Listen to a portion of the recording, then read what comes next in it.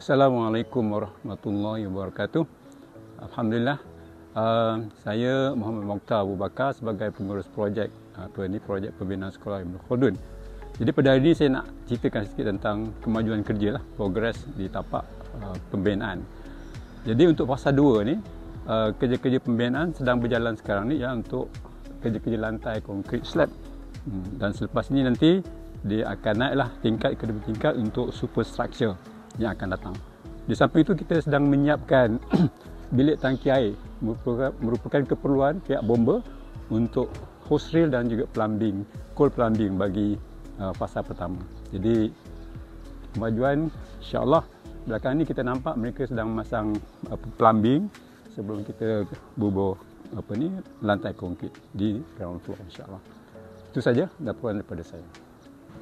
Jadi sempena dengan bulan Ramadan yang mulia ini, jadi sama-samalah kita menyumbang kepada kos pembinaan fasa yang kedua ini dengan mengambil keberkatan.